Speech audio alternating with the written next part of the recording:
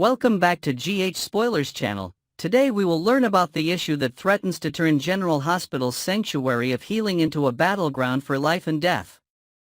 From the moment Carly Corinthos arrived at dawn, a cold unease threaded through her every step. She paced the polished floor outside or 4A, the sterile hum of fluorescent lights echoing her heartbeat. Today was Sonny's heart surgery, an operation that should have been routine for the talented cardiothoracic team assembled, but something felt off. Carly had stood beside the door more times than she could count, awaiting the victory of the scalpel rather than the specter of betrayal. Yet this morning, every glance from the nurse's station was too sharp, every cluster of muted phone calls too furtive. Whispers trailed behind her when she passed, eyes flicking away like guiltily stifled laughter. Carly pressed a hand against the cool glass and closed her eyes, willing sense into the sensation that grew with each passing minute, a storm gathering just beyond the surgical suite. Inside the operating room, masked faces clustered in tight formations, as if plotting choreography rather than preparing an incision. Carly watched monitors flash through the window, vital signs, heart tracings, the blinking readiness of surgical lights. She brushed a lock of hair from her forehead, annoyed at herself for imagining conspiracies, but troubled by a widening gulf between trust and intuition. When an anesthesiologist called out, ready for induction, Carly held her breath. How could she explain the tremor in her bones, the way her pulse clashed with the monitor's own?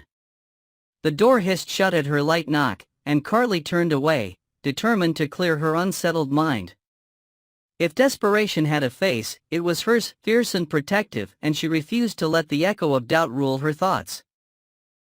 Sonny fought for his life on that table, and she would be damned if anything robbed him of breath and hope.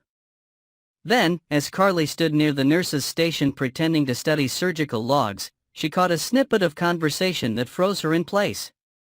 A phone rang at a low junction in the hallway, and one of the surgeons stepped aside to answer. "Yes, the plan is on," he said quietly, voice clipped, eyes scanning the corridor as though verifying that no other ear had caught the pledge. "For 95, follow protocol. Failure is not an option." Carly's mind raced through fragments. Protocol for a failure? She knew enough about Sonny's enemies' bodies left in alleyways, whispered alliances formed in shadows, but never in the heart of General Hospital. Her breath caught as she moved closer, every instinct screaming to discern more. The staffer glanced around nervously. "I've already arranged for the device in his line. Comatose or dead, nobody will know." The word dead struck like a hammer. Carly's sense of safety was shattered, replaced by the worst possible truth. Inside that room, beyond those doors, doctors and nurses had conspired to kill Sonny, not heal him. Panic surged through her veins. Carly tore from the station and slammed her shoulder into the door. The lock buckled with a sickly snap and the door burst inward, sending a chorus of alarm shouts echoing down the hall. Surgeons spun with scalpels raised, scrub nurses shrieked and backed away, and Carly saw Sonny's form beneath the blue drapes, still, pale, breathing steadily under anesthesia. With a strength born of desperation, she grabbed the edge of the sheet, yanked it aside, and wrapped her arms around her husband's inert body. Sonny's eyes fluttered open, half-lidded in confusion clouding his gaze, but even groggy, he recognized the danger in Carly's voice. "Carly," he murmured, throat dry, a ghost of recollection stirring behind his gaze. "What's—" "Listen to me," Carly hissed, fear and fury radiating from her every syllable. "They're trying to kill you. They rigged the operation to fail. We have to go now." As she spoke, an four-line clattered loose and a nurse rushed forward, only to be shoved away by another conspirator from behind Carly. The man's hand rose to block her eyes, but Carly twisted free, dragging Sonny upright in her arms. The thump of cardiac monitors echoed like an accusation, but Carly tuned it out. She would not wait for a flatline. Behind her, the OR erupted into chaos. "Stop her," a surgeon roared, voice muffled by mask but sharp with rage. "They cannot leave." Nurses lunged for masks to block her path, wielding clamps more like weapons than tools of healing. Carly tightened her grip on Sonny and charged into the corridor, feet pounding against the linoleum as alarms blared. Sonny, half awake, blinked at the flurry of motion. "Carly, what's?" His words floated away in the tumult, but fear sharpened his senses. He sensed the betrayal in the scrambling figures chasing them, the desperate cries, the scramble of footsteps in pursuit. Carly hauled Sonny around the corner toward the main entrance, voices calling, "Security!" Code Orange, droning over the hospital intercom. She pressed against a wall for cover, tugging at her cell phone with shaking fingers. "Jason," she whispered urgently, "they're killing him. Sonny, get here, now." Her finger jabbed at the screen. "Jason? Please, pick up." Her pulse thundered as seconds crawled. At last, a click. "Carly?" Jason Morgan's voice crackled through the speaker, low and steady. They're trying to murder Sonny in the OR," Carly gasped, voice breaking. "Surgical failure, it's a setup. I'm on the run with him, come to GH, bring a weapon, bring backup please." She ended the call and tucked the phone against her ear, listening as Jason uttered a single, decisive word. "I'm on my way." Hallways blurred as Carly slipped Sonny into a wheelchair left abandoned near the lobby. Protective drapes spilled onto the floor like discarded armor. Behind them, doctors and orderlies appeared, some brandishing deflated stethoscopes and gurney poles. Carly shoved the chair into motion, rattling past reception, jarring supply carts, every turn shaking Sonny awake further. "Carly," he rasped, the haze of anesthesia still clinging to him. "Why, no time," Carly replied, voice steadier than she felt. "You're alive, and that's what matters. We're getting out." She flagged down hospital security guards in white shirts, then whipped her head at the sight of them exchanging wary looks. Had they been part of the conspiracy too? She veered instead toward the freight elevators, her mind calculating the shortest route to the roof, where a waiting vehicle could spirit them away. The freight elevator doors yawned open, and Carly steered Sonny inside, phone pressed to her ear as she spoke to Jason. "Bring the truck to the rooftop helipad," she instructed. "I'll meet you there." The elevator lurched upward, its lights strobing in protest, and Carly imagined the conspiracy unfolding. Doctors who had once sworn the Hippocratic Oath now ready to watch her husband perish for reasons she could only guess. Money? Revenge? A contract on Sonny's head placed by one of his many enemies? Motive seemed irrelevant beside the blade pressed against his throat. Tonight, healing itself had become a weapon. The doors slid open onto a dimly lit service corridor, and Carly guided Sonny toward the emergency stairwell, each step an ascent toward safety or fragility. Somewhere above, Jason raced through city streets, engine roaring, gun at his side, every heartbeat a countdown to confrontation. As Carly and Sonny ascended the final flight, the roar of engines drifted up through the vents, Jason's truck, idling on the rooftop. They burst through the hatch into the cool night air, where moonlight pooled on concrete and the city lay sprawled beyond the hospital's edge. Carly wheeled Sonny toward the rear of the truck, but before they could reach its open doors, a door behind them banged open. Surgeons in scrubs spilled into the open air, the wind catching their gowns as they yelled for Carly to stop. One raised a surgical tray as if to strike. Carly planted her feet, heart hammering, and spun around, shielding Sonny's blurred vision from the swinging instrument. At that moment, headlights flared as Jason screeched his truck across the pad. He leaped out, gun drawn, finger poised on the trigger, stance coiled with lethal readiness. "Back off," he barked, voice cold and commanding. The medical conspirators froze beneath the beam of his muzzle. Jason's gaze was unyielding, a promise of force if necessary. Carly exhaled in relief as Sonny slumped back in the chair, adrenaline ebbing from his veins. The storm had broken, but the battle was not over.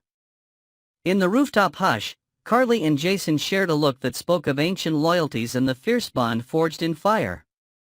With the conspirators still rooted in place by Jason's unwavering aim, Carly guided Sonny into the back of the truck. The doors slammed shut, and Jason jumped into the driver's seat. Engines revved and tires squealed as they careened away, leaving behind the flickering rooftop lights and the echoes of a betrayal that had nearly claimed the life of Port Charles's most formidable protector. Behind them, General Hospital's white walls stood silent witness to the darkest twist in its history.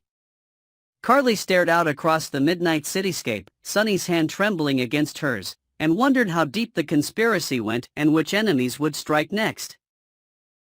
Tomorrow, they would regroup, confront the traitors who hid in plain sight, and reclaim the sanctity of healing from the people who had turned it into a dagger. Tonight, however, survival was the only truth that mattered. Next, we will dive into the dramatic whirlwind surrounding Willow Tate Corinthos and the shocking possibility of a life-changing event on the horizon, courtesy of the manipulative Congressman Drew Cain. As the tangled web of deceit, betrayal, and forbidden romance unfolds in Port Charles, fans are on the edge of their seats, speculating about what could be next for Willow. Could a tiny new life be the unexpected twist that either binds her further to Drew or finally snaps her out of his spell? Let's explore the latest developments, unpack the secrets, and imagine the potential fallout of this explosive storyline with fresh details and deeper insights. First, let's rewind to the moments leading up to Willow's departure for Germany, where she hoped to reconnect with her husband, Michael Corinthos, who has been recovering at a specialized burn clinic. Before she embarked on this emotional journey, viewers were blindsided by an intimate encounter between Willow and Drew that left many fans recoiling. The scene, though jarring, seemed to carry a heavier purpose beyond mere shock value. It felt like a deliberate breadcrumb dropped by the writers, hinting at a significant consequence. Whispers around Port Charles now suggest that this fleeting moment of passion might result in Willow carrying Drew's child development that could alter the course of her life forever. Imagine the weight of such a revelation, a baby on the way while her marriage to Michael hangs by a thread. This potential pregnancy isn't just a plot twist, it's a ticking time bomb that could detonate every relationship in Willow's orbit. As Willow packed her bags for Germany, her heart was set on mending the fractured bond with Michael, unaware of the sinister forces working against her. In a jaw-dropping turn of events, Drew orchestrated a cruel deception to ensure Willow returned to him empty-handed and emotionally vulnerable. Sources reveal that Drew stooped to new lows by bribing a receptionist at the clinic to lie to Willow, claiming Michael wanted no contact with her. The poor receptionist, swayed by the promise of a hefty payout, delivered the falsehood with chilling precision, leaving Willow shattered. Crushed by the fabricated rejection, Willow immediately reached out to her confidant, Nina Reeves, pouring out her pain over the phone while tears streamed down her face. Little did she know, as she walked away from the clinic with a heavy heart, the receptionist was already on the line with Drew, confirming the mission's success.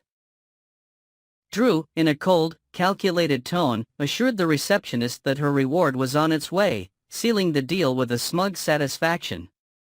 This betrayal paints Drew not just as a desperate lover, but as a puppet master willing to manipulate every aspect of Willow's life to keep her by his side. Drew's obsession with Willow goes far beyond mere affection, it borders on possession. He's not content with winning her heart, he wants to own her world. Insiders suggest that Drew sees himself as the ultimate protector of Willow and her children, Wiley and Amelia Corinthos, conveniently forgetting that Michael is their true father. In a stunning lapse of judgment, Willow, perhaps blinded by Drew's charisma and promises of stability, signed legal documents granting Drew guardianship over her kids in case of emergency. This move, while seemingly practical at the time, now looms as a dangerous mistake. Drew interprets this legal power as ownership, treating Willow and the children not as individuals with their own agency, but as extensions of his domain. His actions scream control, not love, as he schemes to sever any chance of reconciliation between Willow and Michael. Picture Drew pacing in his office, plotting his next move, convinced that he is building a perfect family yet failing to see that true bonds are built on trust, not coercion. For far too long, Willow has been swept up in Drew's facade of the gallant savior, dazzled by his polished demeanor and honeyed words. But cracks are beginning to show in this illusion. The question haunting fans is whether Willow will uncover Drew's vile manipulation before it's too late. If she learns that he orchestrated the devastating lie about Michael, will it finally open her eyes to the monster behind the mask? Imagine the scene. Willow stumbling upon evidence of Drew's payments to the receptionist, her heart sinking as she pieces together the betrayal. The hurt and fury in her eyes could be the turning point the moment she realizes she's been played. Yet, even if this truth comes to light, a potential pregnancy could complicate her resolve to break free. A child with Drew would tether her to him in ways she never anticipated, creating a moral and emotional dilemma that could keep her trapped in a gilded cage of regret. Adding fuel to this already blazing fire, Nina Reeves and Portia Robinson are cooking up a scheme of their own to expose Drew's true colors. Determined to protect Willow from further harm, the duo is allegedly plotting to frame Drew for a scandalous affair with a paid escort. Their plan involves staging incriminating photos and leaking them to the tabloids, ensuring Willow and the entire town believe Drew has been unfaithful. While their intentions might stem from a desire to save Willow, this risky gambit could backfire spectacularly. If Willow falls for the ruse, the heartbreak of perceived infidelity could shatter her trust in Drew completely, pushing her to re-evaluate every choice she's made since their first forbidden kiss under the moonlight at a charity gala months ago.